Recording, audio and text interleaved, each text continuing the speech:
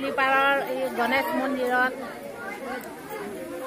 গণেশ পূজা উপলক্ষে বহুতখিনি মানুহ উপনীত হৈছে। ইয়াত আজি আমি আহিছোঁ বিভিন্ন ধৰণৰ জনজাতিয়ে অসমীয়া, কাৰ্বি, বেংগলী, বড়ো সকলোৱে একত্ৰিত হৈ আমি আজি এই গণেশ মন্দিৰত উপস্থিত হৈছোঁ। আজি এই গণেশ মন্দিৰত উপস্থিত হৈ আজি বহুতকে নিজকে ভাল লাগিছে।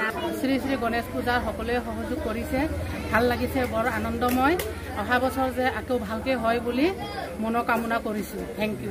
কাৰ্বি আংলং জিলাৰ দীঘলীপাৰ গাঁৱৰ গণেশ চতুৰ্থী বিগত বছৰ দৰে সংগতি ৰাখি এইবাৰ 6ম বাৰ্ষিক গণেশ চতুৰ্থী উদযাপন কৰা হৈছে আৰু 27 আগষ্টৰ পৰা 29 আগষ্টলৈ 3দিনীয়া বন্যন অনুষ্ঠানেৰে গণেশ চতুৰ্থী উদযাপন কৰা হৈছে।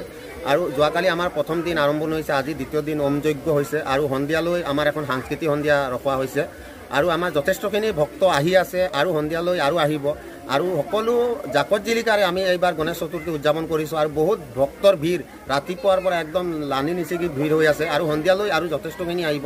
আৰু আমাৰ বৰ্তমান মহাপ্ৰসাদ 3 বজাৰ পৰা মহাপ্ৰসাদ আৰম্ভ কৰা হৈছে আৰু সন্ধিয়া সাংস্কৃতিক সন্ধিয়া আছে আৰু ৰাতিলৈ আমাক যিখিনি হাওৰাঘাট প্ৰশাসনে, পুলিচ প্ৰশাসনৰ পৰা যথেষ্টখিনি আমাক সহায় সহযোগিতা আগবঢ়াই আছে। আমাৰ গণেশ মন্দিৰৰ যিখিনি পৰিচালনা তেওঁলোকে ভিজিট কৰি আছে আৰু অকল খালি পুলিচ প্ৰশাসনো নহয় বা সংবাদ মাধ্যমো নহয়, আৰু আমাৰ বিশেষ ইউটিউবাৰসকলো আহি কেনে আমাৰ এই পূজা মন্দিৰখনত পূজাৰ পৰিস্থিতি কভাৰ কৰি আছে। আৰু যিহেতু আমি বছৰে বছৰে আৰু জাকত জিলিকা কৰি তুলি আছোঁ, এইবাৰো বহুত জাকত জিলিকা কৰি তুলি আছোঁ আৰু আপোনালোকৰ জনপ্ৰিয় ইউটিউব চেনেলো আহি কেনে আমাৰ ইয়াত কভাৰ কৰিছে। আপোনালোকে ইউটিউব চেনেলত চাব পাৰে এইখন পূজাৰ ভিডিঅ'। আৰু সংবাদ মাধ্যমে আহিও আমাক যিদৰে আমাক সহায় সহযোগিতা কৰি আছে, সংবাদ মাধ্যমৰ জৰিয়তে আমাক গোটেই অসমত আমাৰ এই কাৰ্বি আংলং জিলা দীঘলীপাৰৰ গণেশ মন্দিৰ আপোনালোকে সকলোৱে ঘৰত বহি কেনে আপোনালোকে সকলোৱে নিউজ চেনেল দিকে চাই আছে সংবাদ মাধ্যমৰ হেৰিতে। গতিকে আমি সংবাদ মাধ্যমৰ সকলো কৰ্তা হেৰি লৈ আমি আমাৰ গণেশ চতুৰ্থীৰ শুভেচ্ছা জ্ঞাপন কৰিছোঁ আমাৰ গণেশ মন্দিৰ কমিটিৰ তৰফৰ পৰা।